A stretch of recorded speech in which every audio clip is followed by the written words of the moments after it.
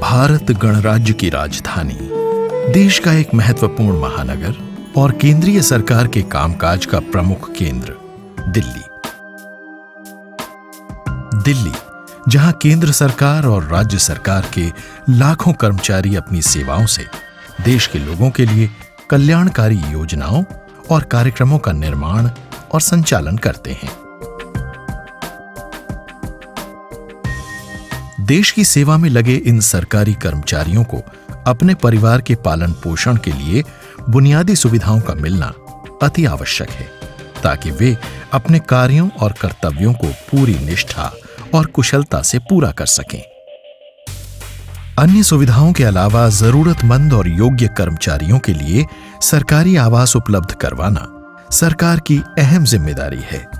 सरकार की ओर से उसके कर्मचारियों के लिए आवासीय सुविधा उपलब्ध करवाने की जिम्मेदारी शहरी विकास मंत्रालय के अधीन काम करने वाले विभाग संपदा निदेशालय यानी डायरेक्टरेट ऑफ एस्टेट्स की होती है।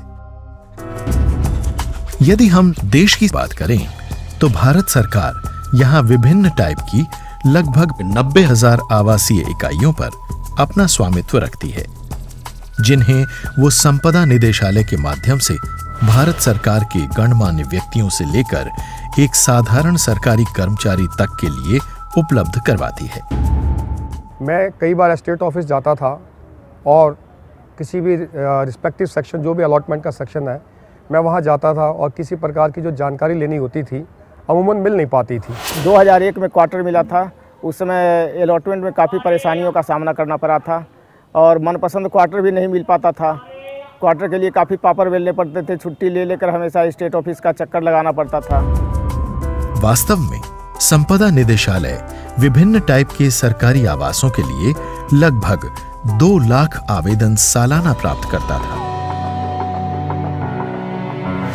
दरअसल सामान्य समूह आवास सुविधा यानी GPRA योजना के अंतर्गत विभिन्न टाइप की इन आवासीय इकाइयों का आवंटन एक निर्धारित प्रक्रिया के तहत करता है।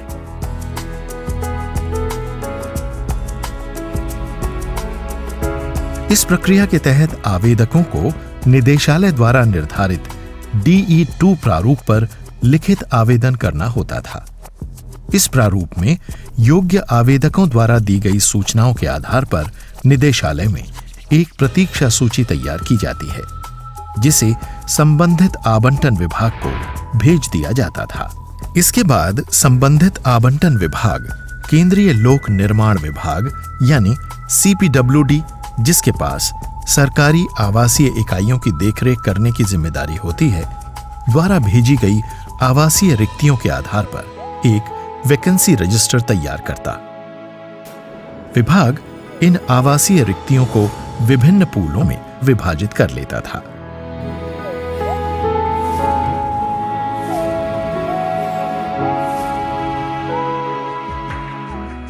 प्रतीक्षा सूची और वैकेंसी रजिस्टर तैयार करने के बाद विभाग इन आवासीय इकाइयों को आवेदक के पूल एवं प्रतीक्षा सूची में वरिष्ठता के आधार पर आवंटित कर देता था।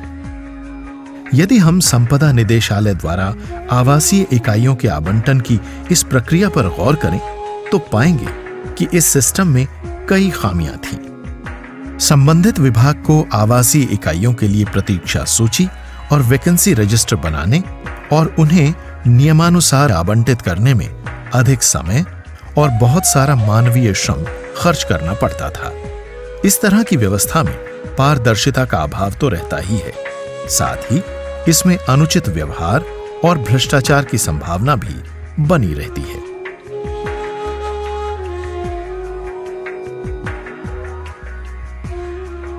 संपदा निदेशालय सरकारी कर्मचारियों को होने वाली इन कठिनाइयों से अवगत था, इसलिए उसने अपनी व्यवस्था में बदलाव के कई प्रयास किए।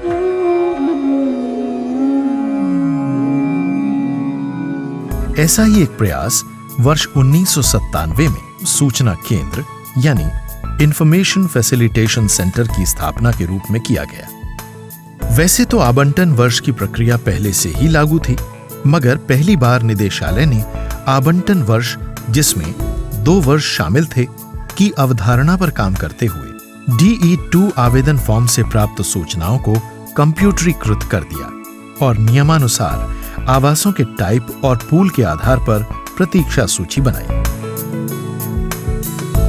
मगर अब भी आवासीय इकाइयों का आवंटन मानवीय श्रम द्वारा ही किया जाता था। हालांकि निदेशालय ने एक सुधार के रूप में इस सिस्टम को लागू किया था, परंतु इसकी सबसे बड़ी कमी यह थी कि आवंटन वर्ष की समाप्ति के बाद कंप्यूटर द्वारा बनाई गई प्रतीक्षा सूची भी व्यर्थ हो जाती थी।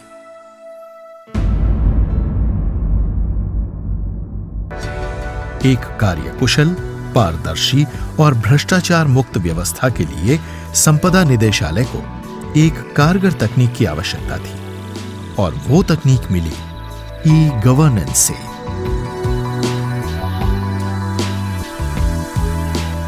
सूचना तकनीक और अपने पिछले अनुभवों की सहायता से निदेशालय ने एक ऐसे नए सिस्टम की शुरुआत की जो पूरी तरह ई-गवर्नेंस पर आधारित था और उसे नाम दिया गया ई-आवास।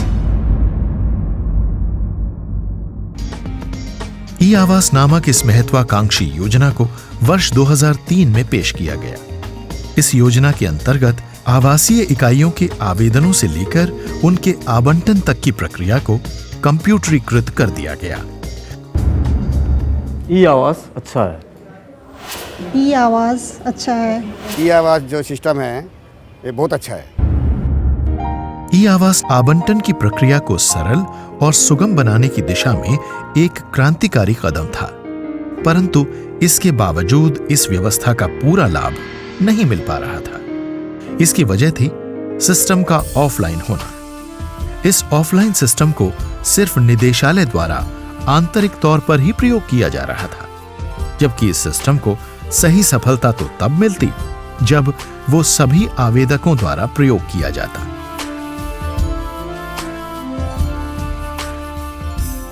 ई-आवास को कारगर बनाने के लिए इसे ऑनलाइन करना आवश्यक था। इस कार्य के लिए निदेशालय ने देश की सर्वोच्च ई-गवर्नेंस संस्था नेशनल इन्फॉर्मेटिक्स सेंटर यानी NIC का सहयोग लिया। हालांकि NIC पहले से ही संपदा निदेशालय के लिए ऑफलाइन मॉड्यूल तैयार कर चुका था, मगर इसे ऑनलाइन करने की दिशा में NIC ने अपनी दक्षता और संपदा निदेशालय की जरूरत के आधार पर एक विशेष कंप्यूटर सॉफ्टवेयर विकसित किया।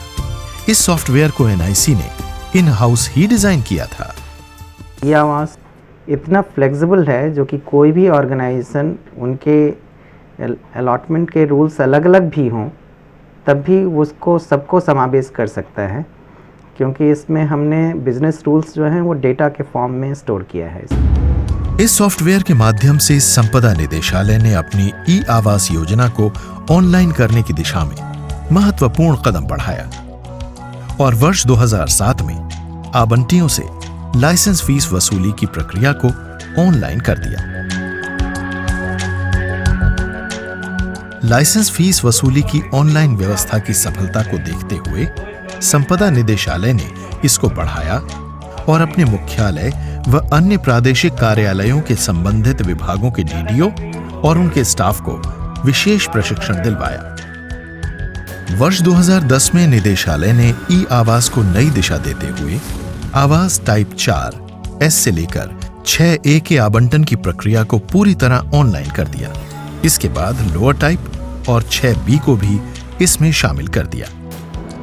अप्रैल 2012 की अवधि में दिल्ली में सभी टाइप को ऑनलाइन किया गया। प्रादेशिक कार्यालयों में भी इसे ऑनलाइन कर दिया गया। आवंटन की इस प्रक्रिया के ऑनलाइन हो जाने से अब सभी आवेदक केवल ऑनलाइन आवेदन ही कर सकते हैं। जब से ये ई-आवास आया है हमको हर जगह भटकने की ज़रूरत नहीं है। उस पोर्टल के ऊपर हमको सारी इन्फॉर्मेशन अवेलेबल हो जाती है और मैंने एक ही बार में मेरा फॉर्म भर के अब मैं सिर्फ सबमिट करने वाली स्टेप बाकी है। मोर ओवर हम लोग पूरा स्टेप्स उसमें फॉलो कर सकते हैं और पहले जो कि पिक एंड चूज़ का जो ऑप्शन हमारे पास में नहीं होता था वो अब हमारे पास में है और सारी डिटेल्स उसके ऊपर मिल जाती है। आपको कहीं इंक्वायरी के लिए जाने की ज़रूरत नहीं है। आप सारी इन्फॉर्मेशन आप वेबसाइट के थ्रू जानकारी कर सकते हो। आपका क्या स्टेटस है, किस लेवल के ऊपर आपका फॉर्म पहुँचा है, आपका कन्फर्म हुआ नहीं हुआ, वो सब जानकारी आप इस ई-आवास के थ्रू जान सकते हैं। ऑनलाइन आवंटन की इस प्रक्रिया से मिल रही इन सुविधाओं से आसानी से यह निष्कर्ष निकाला जा सकता है कि यह सिस्टम सही मायनों में कर्मचारियों की सुविधा का पूरा ध्यान रखता है, जिसे इस्तेमाल करना बहुत आसान है। अपनी लॉगिन आईडी के जरिए आवेदक कहीं भी इसका उपयोग कर सकता है।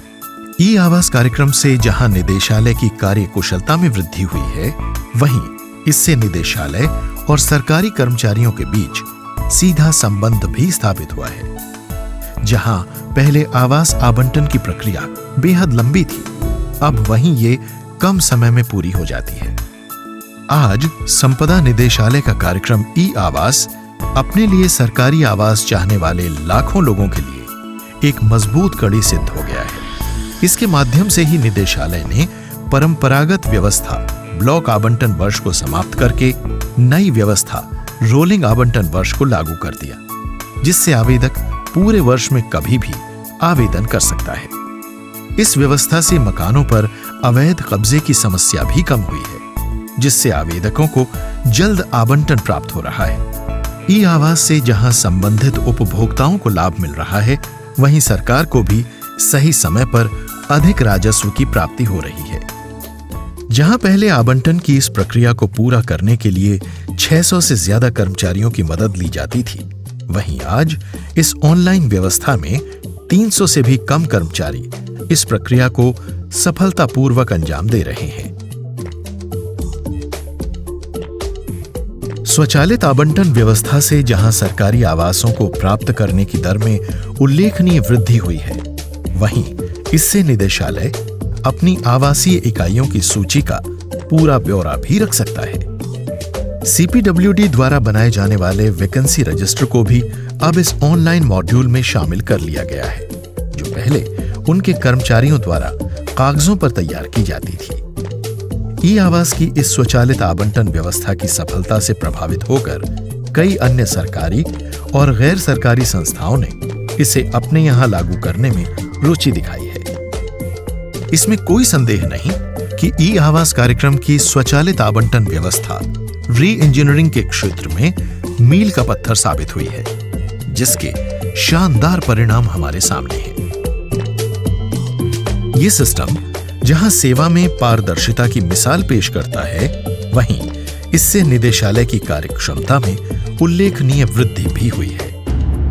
ये सिस्टम आने के बाद में जो भी मकान जिस टाइप के जिस कॉलोनी में वैकेट होते हैं, वो सारे सिस्टम में अपने आप आ जाते हैं। तो वो अपना असेसमेंट कर सकता है मुझे मकान कहाँ मिलेगा। साथ में बच्चों के भी स्कूलिंग भी प्लान कर सकता है कि मैं स्कूल में एडमिशन कराऊँ। तो इससे ये बहुत बड़ा फ़ायदा हुआ है। और एक सिस्टम में एक ऑब्जेक्टिव अप्रोच आई है, एक ट्रांसपेरेंसी भी आई है, जो सरकार का ध्येय भी है कि कोई भी चीज़ हो तो वो ट्रांसपेरेंट तरीके से हो, उसमें अकाउंटेबिलिटी भी हो और पब्लिक को भी ये पता रहे कि मेरे साथ जो हो रहा है वो क्यों हो रहा है, किस लिए हो रहा है। तो सॉर्ट ऑफ सैटिस्फैक्शन लेवल बहुत बड़ा लोगों को। संपदा निदेशालय ने अपने अनुभवों और आवेदकों से संवाद स्थापित करके उनसे मिले सुझावों को ध्यान में रखकर इस शानदार कार्यक्रम को उस ऊंचाई पर पहुंचा दिया है कि ई आवास कार्यक्रम को वर्ष 2011-12 के लिए री इंजीनियरिंग क्षेत्र में उत्कृष्ट योगदान हेतु 15वीं राष्ट्रीय ई गवर्नेंस कॉन्फ्रेंस में कांस्य पुरस्कार दिया गया है। ई आवास बहुत ही अच्छा है और बहुत लाभदायक है और मेरे को तो इससे पूरा I got all satisfaction from it. ये कहना गलत ना होगा कि आज ई आवास कॉमन अकोमोडेशन मैनेजमेंट सिस्टम सभी के लिए सफलता की ऐसी अनुपम मिसाल बन गई है, जिसने मुश्किल रास्तों को पाट कर ऐसी राह तैयार की है कि जिस पर चलने वालों की मंजिल बहुत आसान हो गई है।